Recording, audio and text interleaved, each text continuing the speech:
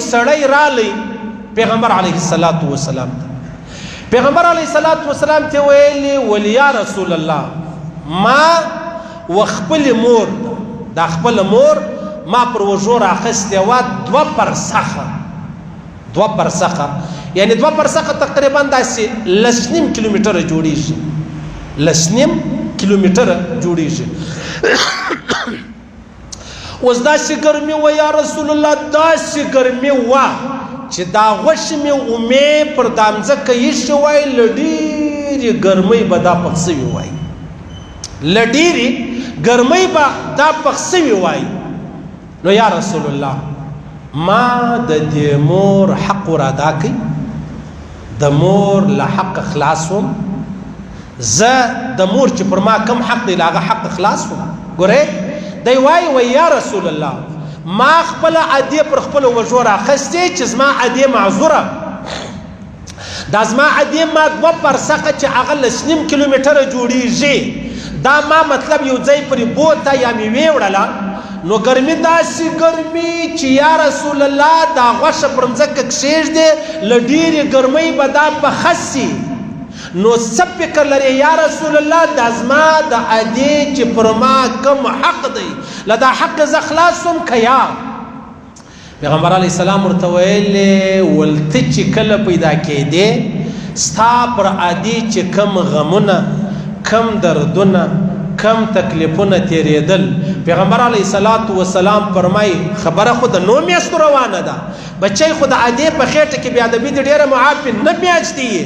پیغمبر علیه السلام فرمایي چې دا ته پیدا کېدې دا کم دردونه وو دا کم دردونه ستا عادې وړل دا ستا د عادې د دردو چې کمې جټکې ولې پیغمبر علیه السلام فرمایي دا هغه دردو یو درد لا هم تا حق ادا کړی نه دی د یو درد حق نه دی ادا سوی الله اکبر سبحان الله وګورئ داسې شپې شته چې هغه د مور سلام باندې له مور سلام باندې له مور سلام باندې د الله رسول صحابي ته وایي دا صحابیت کومه معامله ولا شنی معامله ولا اوس ورته وایي یا رسول الله خالي 10 کیلومتره 11 کیلومتره ما پر وژه باندې د عادې ویوړله سره ګرمي ولا له حق اخلاص وم د خدا خیال چې پیغمبر علیه السلام وایي و له حق اخلاص ولې نه خلاصېږي خامخا به خلاصېږي نه پیغمبر علیه السلام وفرمایل ته چې پیدا کېدې بیا چا کم دردونه ستا عادې وړل په هغه دردو کې نو خو یو ورځ نه وه 2 نه وې 3 نه وې میاشت نه وه 2 نه وې 4 نه وې او په میاشتو دا دردونه وو د یوه درد حق دې هم ادا کړی نه دی د یوه درد حق دې ادا کړی نه دی نن زموږ معاملات داسې راووتله عاجزانو چې هر سړی له موره ګیلهمن دی هر سړی له موره ګیلهمن دی له موره دغه مور ګرانه ده شیرینه ده خوندوره ده ډېره محبوب ترینه ده چې کله سړی واده وکړي بس د هغه څخه مابعد مورکۍ هغه رقم خوند نه کوي د مورکۍ هغه خوند نه دی د مور هغه خوند نه دی ولې وجه دا ده چې پخوا به زوی د مور و عیبو ته نه کتل د مور و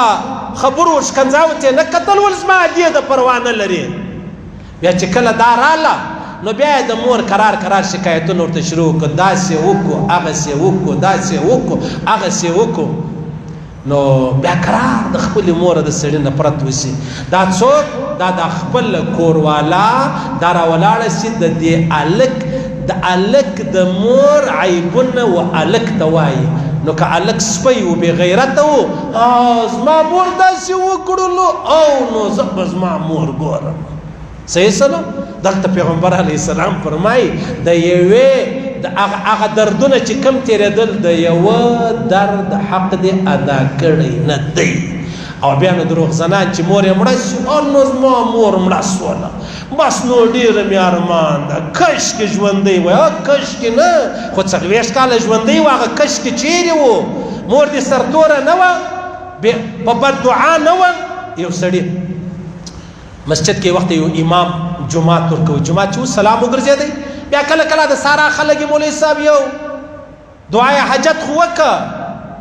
یو داسې مشکل و پریشاني دی یو بله دعا وکړه کڅ مولوی صاحب هغه دعا کې ویلې د خدای چلش کا شته غواړي یا د عقل خلاصي هغه وای بل دعا وکړه لکه دعا مې وکړه بس کباله څبکه یا یو بل دعا وکړه نو یو سړی ویلې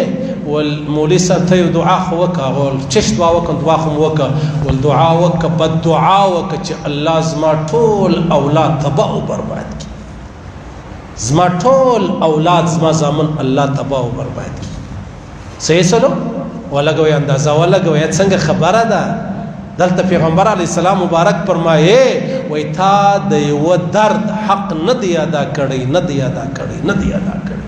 الله دې د مور پلار د حق اخلاص کړي که ژوندې دي الله دې ژوندې لري که بیمار دي الله دې شفای کامله او نصیب کړي کمړې دي الله دې په خپل عظیم فضل هغه لوی شایسته خوندور چې جنت الفردوس دی هغه دې الله او نصیب کړي د هر چا بابا وادي ته د هر مسلمان بابا و ادیته الله دې جنتونه ورکړي الله دې جنتونه ورکړي الله دې جنتونه ورکړي